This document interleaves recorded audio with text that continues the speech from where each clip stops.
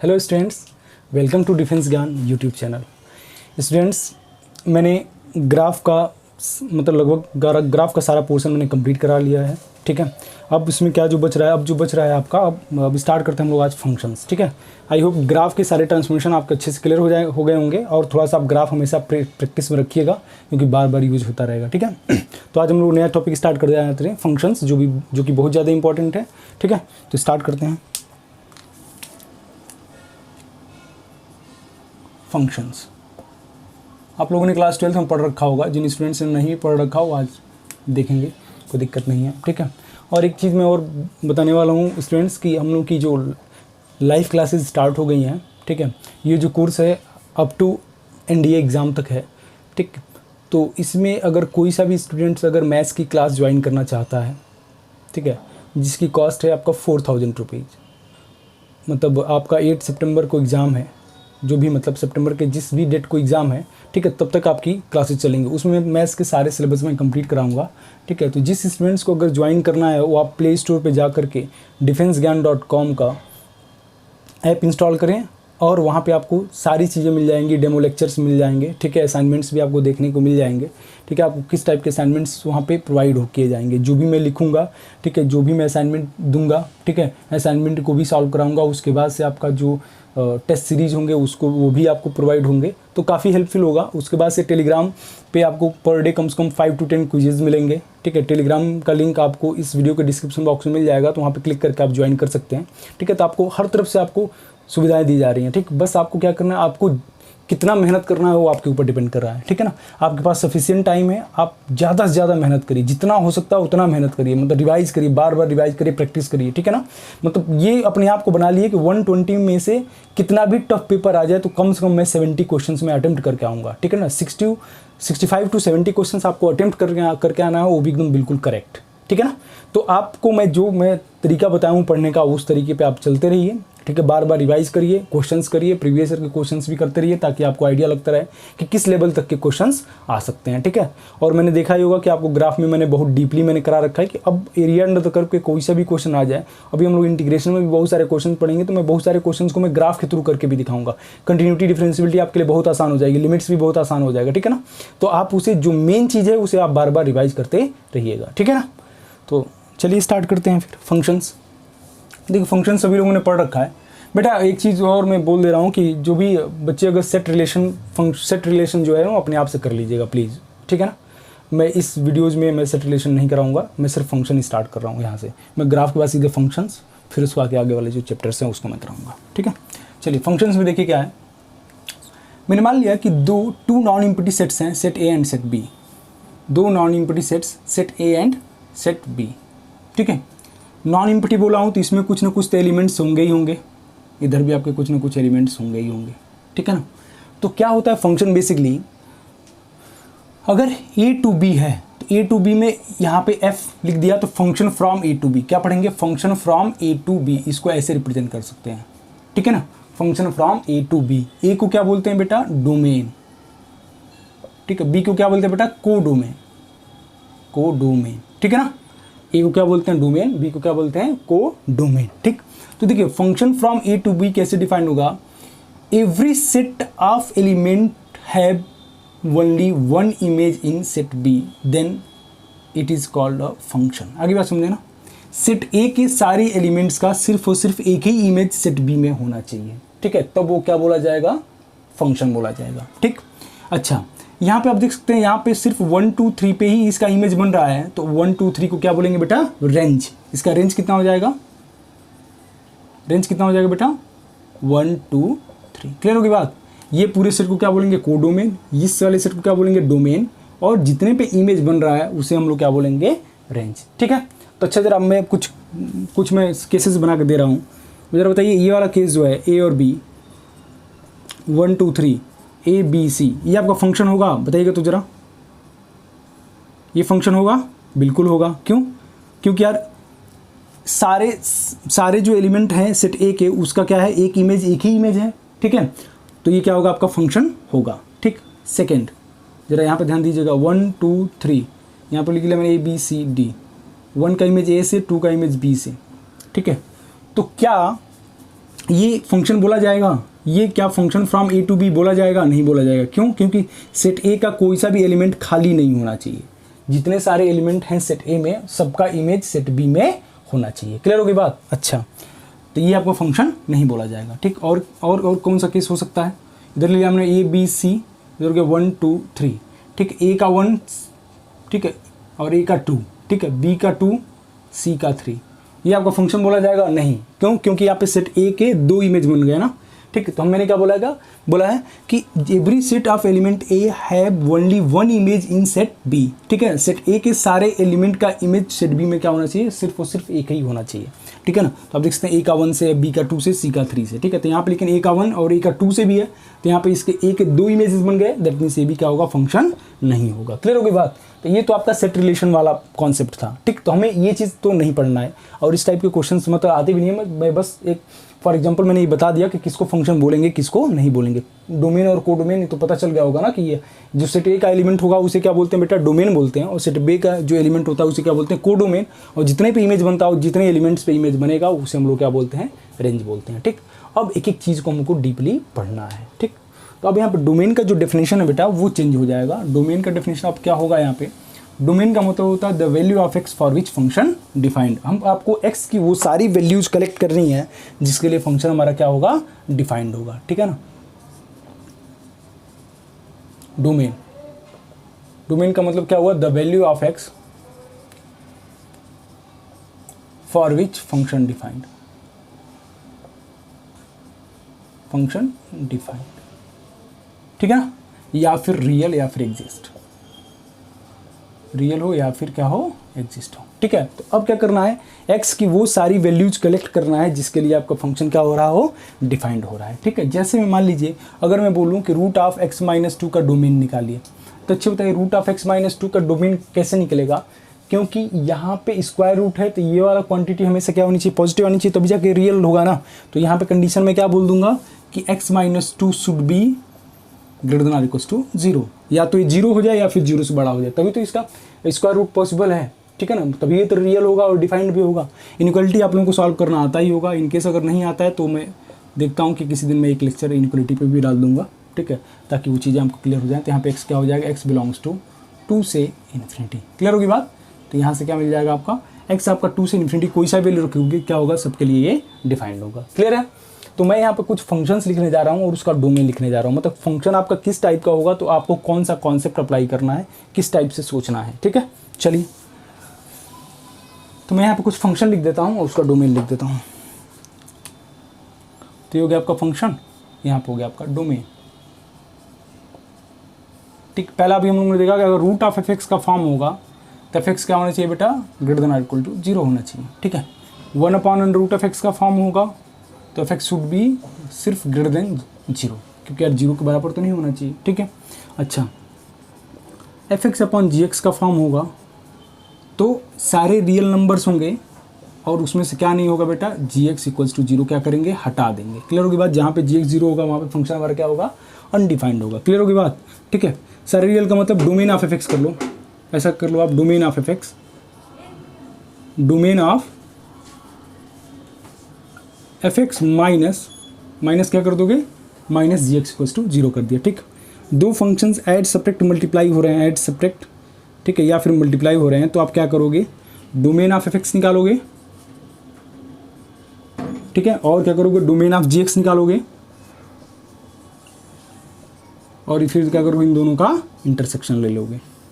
ठीक है, domain of F x और डोमेन ऑफ जी एक्स निकालोगे, उसके बाद क्या करोगे बेटा? इन दोनों का इंटरसेक्शन ले लोगे। ठीक है, अच्छा, अब एक और आता है साइन इनवर्स एफ एक्स का फॉर्म हो या फिर cos inverse of F X का फॉर्म हो, तो एफ एक्स शुड भी क्या होना चाहिए? -1 से 1 के बीच में लाई करना चाहिए, तभी तो जाके फंक्शन डिफाइंड होगा। ठीक है, एफ एक्स क्या होना चाहिए आपका? -1 से 1 के बीच में लाई करना चाहिए। क्लियर होगी बात? तो अभी फिलहाल के लिए इतना ही देखते हैं। ठीक, अब इससे रिलेटेड मैं क्वेश्चंस करा देता हूँ ताकि आपके सारे कॉन्सेप्ट क्लियर हो जाएं। ठीक है, जितने भी डोमेन से रिलेटेड क्वेश्चंस आते हैं उसके एक बार देख लेते हैं। ठीक है, क्योंकि अब यहाँ से इंपॉर्टेंट चीज़ें शुरू हो जाएंगी। कैलकुलस वैसे भी बहुत ज़्यादा इंपॉर्टेंट है, तो आप हर चीज़ को इंपॉर्टेंट ही मानिए तो ज़्यादा बेहतर है फिलहाल के लिए, जब तक कि आप एग्ज़ाम क्वालिफाई ना कर लें। चलिए स्टार्ट करते हैं। तो मैं क्वेश्चन ले लेता हूँ, फाइंड द डोमेन ऑफ, पहला क्वेश्चन, पहला क्वेश्चन है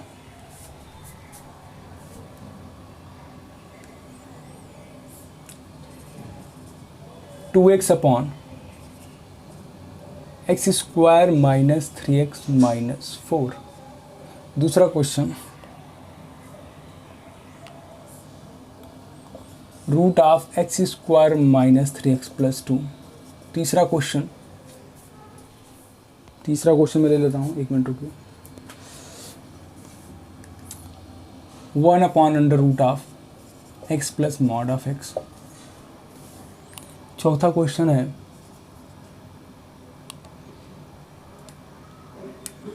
cos inverse of log of X base 3। पांचवा क्वेश्चन है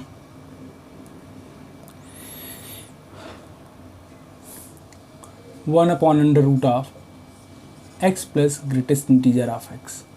ये क्या डिनोट कर रहा है बेटा? Greatest integer function. पढ़ा चुका हूँ मैं ये, तो आपको ये आइडिया होगा ही। ठीक, चलिए अब देखिए क्वेश्चंस को कैसे करते हैं। पहली चीज़ तो ठीक है ना, पहले का डोमेन निकालना है। तो 2x अपॉन क्या है बेटा? X square minus 3x minus 4।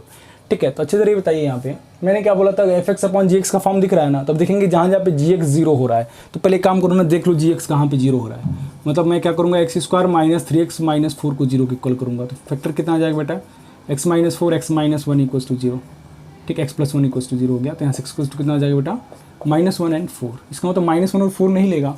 ऊपर वाले का डोमेन कितना हो जाएगा बेटा? सारे रियल नंबर होगा, तो इसका डोमेन कितना हो जाएगा बेटा? डोमेन बिलोंग्स, सारे रियल नंबर लेंगे, सिर्फ क्या नहीं लेंगे? -1, 4 नहीं लेंगे। तो इसके लिए इसका डोमेन कितना हो जाएगा? R minus -1, 4। क्लियर होगी बात यहाँ तक? ठीक है, तो आपको सबसे पहले क्या करना पड़ेगा, देखना पड़ेगा कि किस फॉर्मेट में है ये।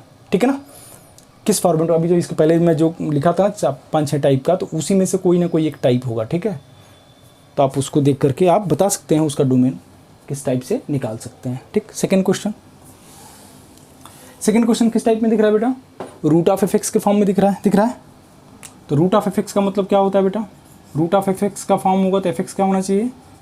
0 या फिर 0 से बड़ा होना चाहिए। दैट मीन्स मैं क्या बोल सकता हूँ, x square minus 3x plus 2 क्या होना चाहिए? 0 या फिर 0 से बड़ा होना चाहिए। तो इसका मतलब क्या हो सकता है? x minus 1 x minus 2 greater than or equal to 0। Number line पे 1 और 2 ले लिया। ठीक है, प्लस माइनस प्लस 0 से क्या है? बड़ा हो रहा है तो पॉजिटिव इंटरवल लेंगे। तो पॉजिटिव इंटरवल लेंगे तो यहाँ से x बिलोंग्स टू क्या हो जाएगा बेटा? माइनस इन्फिनिटी से 1 यूनियन 2 से इन्फिनिटी। ठीक है, तो इसका डोमेन कितना हो जाएगा? माइनस इन्फिनिटी से 1 यूनियन 2 से इन्फिनिटी। समझ आ गई बात? तो आपको बस ऐसे ही देखते जाना है कि किस टाइप के क्वेश्चंस पे आपको कौन सा फॉर्मेट अप्लाई करना है। क्लियर होगी बात? चलिए नेक्स्ट क्वेश्चन लेते हैं। थर्ड क्वेश्चन में देखिए क्या बोला है बेटा? थर्ड क्वेश्चन शायद मैं डिस्कस भी कर चुका हूँ इसके पहले वाले वीडियोज़ में। थर्ड क्वेश्चन है 1 upon under root F X का फॉर्म दिख रहा है ना, 1 upon under root F X. तो एफ एक्स क्या होना चाहिए बेटा? सिर्फ 0 से बड़ा होना चाहिए। एफ एक्स क्या होना चाहिए आपका? सिर्फ 0 से बड़ा होना चाहिए। तो मैं क्या बोल सकता हूँ कि x plus mod of x क्या होना चाहिए बेटा? 0 से बड़ा। तो इसको मैं क्या लिख सकता हूँ? एक्स चाहे mod of x greater than कितना हो जाएगा? -x होगा। तो आप एक काम कर सकते हो, ग्राफ भी बना के चेक कर सकते हो या फिर वैल्यू रख दो। जरा यहाँ पे देखो, मैं पॉजिटिव वैल्यू रखता हूँ, 1 रखो तो 1 क्या -1 से बड़ा होगा। 2 रखो तो 2 क्या -2 से बड़ा होगा। लेकिन अगर नेगेटिव रखते हो, -1 का मॉड कितना? 1 ग्रेटर देन 1 ट्रू होगा? नहीं होगा ना, क्योंकि अगर माइनस में रख रहे हो तो ट्रू नहीं हो रहा है। ठीक, 0 रखने पे भी 0 ट्रू नहीं हो रहा। तो मैं क्या बोल सकता हूँ? x बिलोंग्स टू 0 से इन्फिनिटी। समझ आ गई बात? तो इसका डोमेन कितना हो जाएगा? x बिलोंग्स टू 0 से इन्फिनिटी। वैसे नहीं समझ आ रहा तो ग्राफ बना लो। ग्राफ में मॉड ऑफ एक्स का ग्राफ ये होता है, y equals to X line ये होती है, y equals to minus X line नहीं होती। बोला कि मॉड ऑफ एक्स का graph y equals to minus X line से कहाँ से बड़ा हो रहा है? ठीक है, मॉड ऑफ एक्स का graph y equals to X line से बड़ा। ठीक है ना, मॉड ऑफ एक्स का graph y equals to minus X line, तो माइनस एक्स लाइन तो y equals to minus X line तो यहाँ पे चली जाएगी ना, ऐसे जाएगी ना। तो कहाँ से कहाँ हो रहा है बेटा? यहाँ पे देखो ना, 0 से इन्फिनिटी के बीच में हो रहा है कि नहीं? y equals to minus X line ये होती है, मॉड ऑफ एक्स का ग्राफ ऐसा होता है। तो मॉड ऑफ एक्स का ग्राफ ये वाली लाइन से बड़ा कब हो रहा है? जब x आपका 0 से इन्फिनिटी के बीच में लाई कर रहा है। ठीक, तो इसका आंसर कितना हो जाएगा बेटा? 0 से इन्फिनिटी। समझ आ गई बात? चलिए फोर्थ क्वेश्चन। आप इसको किसी भी मेथड से कर सकते हो जिसमें आपको सूटेबल लगे, ठीक है ना, जिसमें आपका टाइम बचे बेटा उसको आप प्रीफर करो, सीधी सी बात है, ठीक है ना। अभी तो मैं ये कहूँगा कि बस आप कॉन्सेप्ट सीखो, कॉन्सेप्ट सीखने के बाद क्या होगा, जब क्वेश्चन प्रैक्टिस करोगे ना तो तुम्हारा ऑलरेडी जो स्पीड है ना वो भी बूस्ट हो जाएगा। तो मैं स्पीड बढ़ाने की एक और तरीका बताया था, क्या करो कि बहुत सारी चीज़ों को आप दिमाग में स्टोर करना, मतलब दिमाग में वो चीज़ें सॉल्व करना शुरू कर दो, ठीक है ना। जैसे मान लो कि आप कोई क्वेश्चन सॉल्व कर रहे हो तो उसमें कुछ मतलब लिखने वाला जो पोर्शन होगा तो उस चीज़ों को क्या करो, दिमाग में ही सॉल्व करो, कुछ पोर्शंस को, एक दो स्टेप गायब करना शुरू कर दो। तो अभी से आप ये तरीका अप्लाई करोगे ना तो 1-2 महीने में आप बहुत बढ़िया कर ले जाओगे, फिर कोई दिक्कत नहीं होगी। आराम से आप देखना, जब हम लोग टेस्ट सीरीज स्टार्ट करेंगे तो उसमें 5-6 टेस्ट सीरीज आपको मिल जाएंगे जिसमें आपका एकदम स्पीड बूस्ट हो जाएगा। मतलब 120 क्वेश्चन में आराम से आप 65-70 क्वेश्चन आप अटेम्प्ट कर सकते हो, ठीक है ना। तो अभी से प्रैक्टिस करोगे तो आपके लिए ज़्यादा बेनिफिशियल होगा। 4th क्वेश्चन देख लेते हैं।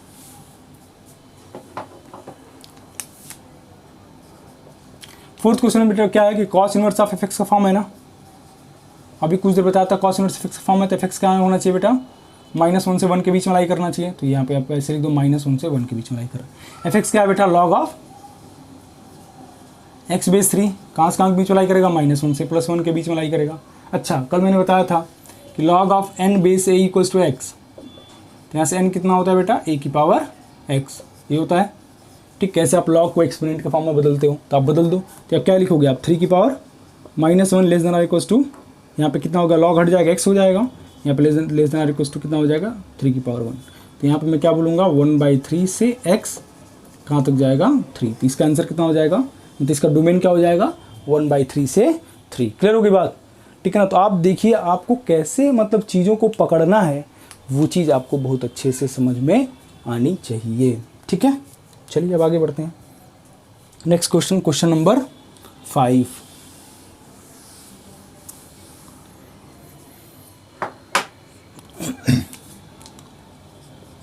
क्वेश्चन 5 देखिए, क्वेश्चन 5 में बोला ग्रेटेस्ट इंटीजर फंक्शन है ना, तो कौन सा फॉर्म बन रहा है, 1/√f(x) का फॉर्म बन रहा है। तो 1/√f(x) का फॉर्म क्या होगा बेटा, f(x) का होना चाहिए सिर्फ 0 से बड़ा होना चाहिए। इसका मतलब मैं क्या बोल सकता हूँ, x plus greatest integer of x क्या होना चाहिए, 0 से बड़ा होना चाहिए। तो मैं क्या बोल सकता हूँ, ग्रेटेस्ट इंटीजर ऑफ x क्या होगा बेटा, -x से बड़ा होगा, ठीक। आप एक काम कर सकते हो, आप इसमें ग्राफ बना लो, फटाफट ग्राफ बना लो, ठीक। ग्रेटेस्ट इंटीजर फंक्शन ग्राफ हमको पता ही है, फटाफट बनाओ तो ज़रा। ये बन गया, ये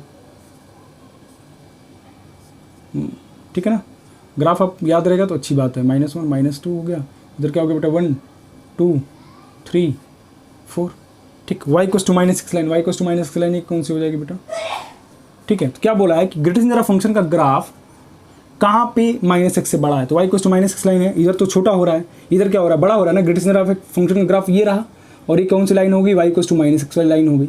तो अब जब देखिए कहाँ से कहाँ के बीच में बड़ा हो रहा है, 0 से इन्फिनिटी के बीच में बड़ा हो रहा है कि नहीं, देखो जरा बेटा, 0 से इन्फिनिटी के बीच में जो ग्रेटेस्ट इंटीजर फंक्शन का जो ग्राफ है ऊपर की तरफ जा रहा है, और ये y equals to -x line का और नीचे की तरफ जा रही है ना, तो ये तो छोटी हो रही है, ये वाला ग्राफ बड़ा हो रहा है।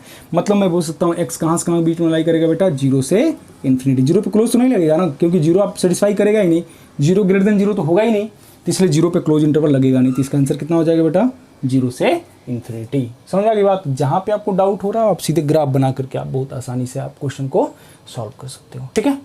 चलिए अब आगे बढ़ते हैं। अब अगला आता है रेंज, ठीक है। रेंज से आप लोग बहुत ज़्यादा मतलब आप लोगों ने देख ही लिया होगा ग्राफ में कैसे हम लोग रेंज निकालते थे, ठीक है ना। ग्राफ रेंज का मतलब क्या होता है, वैल्यू ऑफ y। रेंज का मतलब क्या होता है बेटा, वैल्यू ऑफ y, ठीक है। आपको सारी y की वैल्यू कलेक्ट करनी है, ठीक है। x के करिस्पॉन्डिंग y की वैल्यूज कलेक्ट करनी है, ठीक है ना। तो अब मैं क्या करता हूँ, इसमें क्वेश्चंस करा देता हूँ, तो फिर आपको अच्छे से और क्लियर हो जाएगा कि आपके क्वेश्चंस कैसे इसको सॉल्व करने हैं। चलिए देखिए इसमें रेंज में पहला क्वेश्चन मैं लेता हूँ, y इक्वल्स टू x²। दूसरा क्वेश्चन ले लेता हूँ, y इक्वल्स टू √9 - x²। तीसरा क्वेश्चन ले लेता हूँ, y equals to mod of x - 1। चौथा क्वेश्चन ले लिया, y equals to x/mod of x। पाँचवा क्वेश्चन ले लिया हमने, y equals to 1 - mod of x - 2। छठा क्वेश्चन ले लिया मैंने, e की power x minus greatest integer of x। ये क्या रिप्रेजेंट कर रहा है बेटा, ग्रेटेस्ट इंटीजर फंक्शन GIF। चलिए देखते हैं इसको, ठीक है। पहले बेसिक क्वेश्चन सॉल्व करते हैं, ठीक है, क्योंकि आपका इससे कॉन्सेप्ट आपको बहुत अच्छे से क्लियर हो जाएगा। ठीक है, चलिए। अच्छा, पहला question y cos x square है, तो दो तरीके से मैं इसको बता रहा हूँ कैसे करना है। देखिए, सबसे पहले आप क्या काम करोगे, पहला वाला तो ग्राफ के थ्रू हम लोग कर लेंगे। y cos x square graph पता है, ठीक है, तो y cos x square graph पता है तो बेटा, तो इसमें जो y की वैल्यू कहाँ से कहाँ जा रही है, 0 से इन्फिनिटी जा रही है ना, तो इसका रेंज कितना हो जाएगा बेटा, क्लोज इन इंटरवल 0 से इन्फिनिटी। ठीक होगी बात। दूसरा तरीका, और y कोस एक्स स्क्वायर है तो यहाँ पे क्या करो आप, x की value in terms of y निकाल दो, तो x कितना हो जाएगा, रूट ऑफ y होगा। ठीक, तो यहाँ से f इनवर्स ऑफ x बराबर हो जाएगा बेटा, रूट ऑफ x हो गया। तो अच्छे बताइए, इनवर्स फंक्शन है तो इसका जो डोमेन होगा वो इसके रेंज के बराबर होगा कि नहीं, ठीक है ना। आप इनवर्स फंक्शन में क्या करते हो, जिसका डोमेन निकालोगे ना तो पहले वाले के रेंज के बराबर हो जाता है, ठीक है ना। तो हमको डोमेन निकालना ज़्यादा आसान लगता है कंपेयर टू रेंज के, पहली चीज़ तो जान लीजिएगा, ठीक है ना। तो आप यहाँ पे देखिए क्या करोगे आप, अब इसका हम लोग डोमेन निकाल सकते हैं। कौन सा फॉर्म है, रूट ऑफ एफ एक्स का फॉर्म है, तो एफ एक्स क्या होना चाहिए, 0 या फिर 0 से बड़ा। तो एक्स बिलोंग्स टू क्या हो जाएगा बेटा, 0 से इन्फिनिटी। इसका मतलब इसका रेंज कितना हो जाएगा बेटा, रेंज बिलोंग्स टू 0 से इन्फिनिटी। क्लियर होगी बात। आप तो यहाँ पे अच्छे से समझ सकते हो कि आप इसको कैसे करना है, ठीक है ना। y कोस एक्स स्क्वायर है, हमने क्या किया, x value in terms of y निकाल दिया, उसके बाद से यहाँ पे। लेकिन कभी कभी ये तरीका गलत हो जाता है, कभी कभी कुछ क्वेश्चंस में। देखो अभी मैं अगले वाले क्वेश्चन करके दिखा देता हूँ कैसे गलत हो गया मैं। अब इसको नोट कर लेना, फिर अभी तभी आइडिया लगेगा आपको कि कैसे करते हैं, ठीक है। अगर मान लो सेकेंड क्वेश्चन में बात कर रहा हूँ मैं, सेकेंड क्वेश्चन में, अब सेकेंड में ये सोच रहे होगे कि बेटा कि हम एक काम कर लेते हैं, जैसे सर ने बताया कि आप एक्स की value in terms of y निकाल दो, चलो निकाल लेते हैं। तो यहाँ से वाई स्क्वायर इक्वल टू कितना हो जाएगा बेटा, 9 माइनस एक्स स्क्वायर। तो यहाँ से एक्स स्क्वायर की वैल्यू किस बराबर हो जाएगी, under root of 9 minus Y square होगा, ये तो हुआ। Y square equal to 9 minus X square, यहाँ से एक्स स्क्वायर वैल्यू किसको, 9 minus Y square, sorry X value. तो यहाँ से एफ इनवर्स ऑफ एक्स किस बराबर हो जाएगा बेटा, root of 9 minus X square. तो अभी आप सोच रहे होंगे यार इसका डोमेन निकाल दो तो इसका रेंज निकल जाएगा। इसका डोमेन निकालो जरा, तो 9 माइनस एक्स स्क्वायर क्या होना चाहिए, 0 या फिर 0 से बड़ा। यहाँ से एक्स स्क्वायर माइनस 9 क्या हो जाएगा, लेस देन और इक्वल टू 0 होगा। फैक्टर करोगे तो कितना बचेगा बेटा, x plus 3 x minus 3 less than और इक्वल टू 0। तो यहाँ से एक्स बिलोंग्स टू क्या हो जाएगा बेटा, -3 से +3। तो आप ये बोल दोगे कि यार इसका रेंज तो -3 से +3 होगा। लेकिन जरा ये बताओ बेटा, स्क्वायर रूट कभी नेगेटिव आ सकता है क्या, नहीं आ सकता ना। बताओ एक्स कहाँ से कहाँ लाई कर रहा है, -3 से +3, ठीक है ना। तो क्या इसका रेंज, ये वाई रेंज का मतलब क्या होता है, वैल्यू ऑफ वाई। तो क्या वाई की वैल्यू -3 आ सकती है क्या, नहीं आ सकती। ये मिनिमम कितना आएगा, 0 आएगा ना। वाई मिनिमम कितना आ सकता है, किसी भी नंबर का स्क्वायर रूट मिनिमम कितना आ सकता है, 0 आ सकता है ना। तो ये माइनस हटा देंगे, तो अब इस केस में इसका जो रेंज हो जाएगा बेटा वो कितना हो जाएगा, 0 से 3। क्लियर होगी बात। तो ये चीज़ आप एक बार जरूर चेक कर लीजिएगा। अगर इन केस आप एक्स की value in terms of y वाला मेथड से कर रहे हैं, मतलब इन्वर्स निकाल करके तब उसका डोमेन निकाल रहे हैं, तो उसकी वजह से आपको उसका रेंज निकल रहा है, तो उसमें ज़रूर चेक कर लीजिएगा कि ये जो वाई का आउटपुट आ रहा है हमेशा पॉजिटिव आना चाहिए। अगली बार समझो ना, अगर स्क्वायर रूट में है तो देख लीजिएगा अब एक बार सेटिस्फाई कर रहा है कि नहीं कर रहा है, ठीक है ना। ये चीज़ मत भूलिएगा, ठीक। अगला question, third question.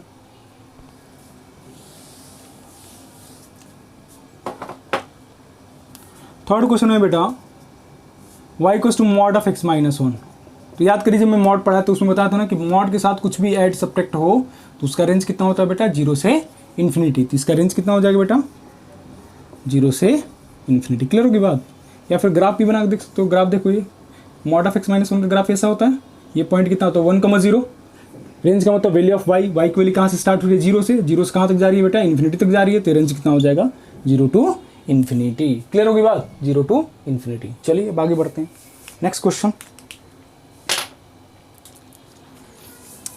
Fourth question है y equals to x upon mod of x। तो मैं बताया था अगर एक जो मॉड क्या करते हैं बेटा, डिफाइन कर देते हैं। तो x जब आपका 0 से बड़ा होगा, 0 तो होगा नहीं, ठीक, तो उस केस में क्या मिलेगा बेटा, 1 मिलेगा, ठीक है। तो x जब आपका लेस देन 0 होगा उस केस में क्या मिलेगा बेटा, -1 मिलेगा, ठीक है। तो y का आउटपुट सिर्फ 2 ही आ रहा है ना, क्या क्या आ रहा है, 1 में आ रहा है और -1 आ रहा है। तो इसका रेंज कितना हो जाएगा बेटा, रेंज बिलोंग्स टू क्या होगा, -1,1। क्लियर होगी बात। रेंज क्या होगा बेटा, -1,1, ठीक है। क्लियर है। Question number 5। बस आपको क्वेश्चन देख के घबराना नहीं है। बस मैं बार बार ये आप लोगों से रिक्वेस्ट कर रहा हूँ कि कॉन्फिडेंस अपने अंदर लाइए, कि जो भी कर रहे हैं आपको एकदम कॉन्फिडेंस हो बेटा कि मैं एकदम सॉल्व सही कर ले जाऊंगा। सर ने यही सही बताया था कि इस टाइप के क्वेश्चंस को ऐसे ही सॉल्व करते हैं। क्लियर होगी बात ना, ठीक है। चलिए फिफ्थ, y इक्वल टू क्या, 1 minus mod of x minus 2। इस टाइप का भी क्वेश्चन मैं करा चुका हूँ, ठीक है। तो जरा देखिएगा बेटा क्या है कि मॉड ऑफ x माइनस 2 कहाँ से कहाँ लाई करता है बेटा, 0 से इन्फिनिटी लाई करता है। मॉड ऑफ x माइनस 2 का रेंज कितना होता है, 0 से इन्फिनिटी। यहाँ पे क्या लगा, माइनस साइन लगाना, तो माइनस साइन से मल्टीप्लाई कर दीजिए। उस केस में क्या होता है, इनइक्वालिटी का डायरेक्शन चेंज हो जाता है। ये कितना हो जाएगा, माइनस इन्फिनिटी, ठीक।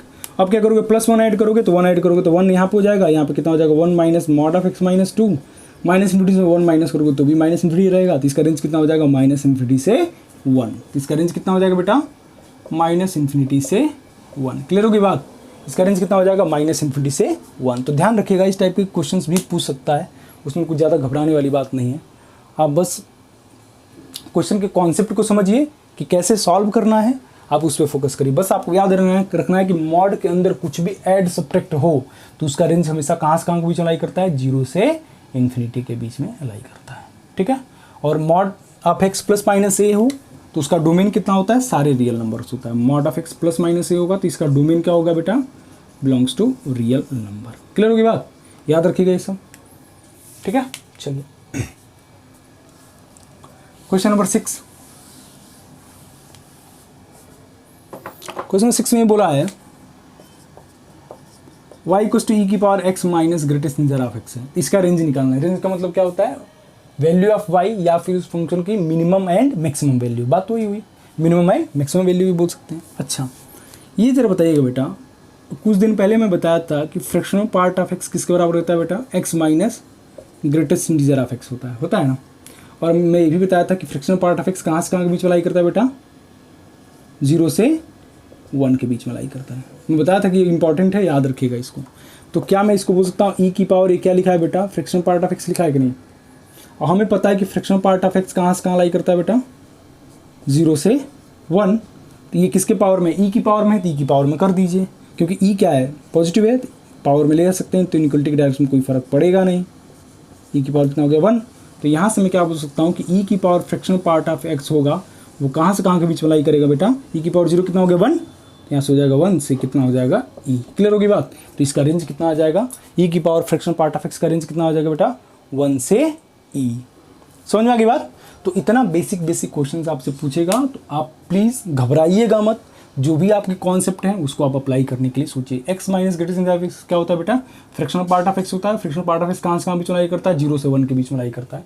मैं बता चुका हूँ ये बात, ठीक है। तो ये क्या लिखा है, e की power fractional part of x लिखा है, ठीक। अब क्या करेंगे, फ्रैक्शनल पार्ट ऑफ x 0 से 1 के बीच में लाई करता है। e क्या है, पॉजिटिव क्वांटिटी है, तो e की पावर में सबको कर दीजिए, तो इनइक्वालिटी के डायरेक्शन में कोई फर्क पड़ेगा नहीं। e की पावर 0 हो गया, e की power fractional part of x हो जाएगा, e की पावर 1 हो जाएगा। तो यहाँ से e की power fractional part of x कहाँ से कहाँ बीच में लाई करेगा, e की पावर 0 कितना हो गया, 1 से कहाँ तक लाई करेगा, e तक लाई करेगा। क्लियर हो गया यहाँ तक सभी को, कोई डाउट किसी को तो नहीं होना चाहिए यहाँ तक, ठीक है। तो यहाँ पे रेंज के देख सकते हैं क्वेश्चन आपको कैसे मतलब करने को मिलेंगे, ठीक है। तो आपके पास जो भी बुक्स हैं उससे रिलेटेड आप क्वेश्चन करिएगा, ठीक है। और आई होप आज आपको पूरा मतलब डोमेन और रेंज के कॉन्सेप्ट क्लियर हो गए होंगे। आगे और भी मैं क्वेश्चंस कराऊंगा, तो प्लीज़ आप इसे इंटरेस्ट के साथ देखिए और पूरे वीडियोस को एकदम लास्ट तक देखिए, ठीक है। ज़्यादा से ज़्यादा मेहनत करिए और हमारे चैनल को please like share and subscribe ज़रूर करिए, अपने फ्रेंड्स के साथ शेयर करिए। जो भी लोग नए हों उस चैनल को सब्सक्राइब करिए। और एक बार मैं फिर से बोलूँगा कि आप मैथ्स का अगर कोर्स ज्वाइन करना चाहते हो तो प्लीज़ आप उसे ज्वाइन करिए, क्योंकि आपका बेनिफिट उसमें पक्का आपको मिलेगा ही मिलेगा, ठीक। मतलब मैं बोल रहा हूँ ना कि आपका क्या होगा, पूरा कॉन्सेप्ट और अच्छे से एकदम पूरा क्लियर हो जाएगा, ताकि कितना भी टफ पेपर आ जाए आप उसमें आराम से 65 to 70 क्वेश्चन अटेम्प्ट कर लोगे, ठीक है। तो आज के लिए इतना ही। जय हिंद, वंदे मातरम। मिलते हैं अगले वीडियोज़ में।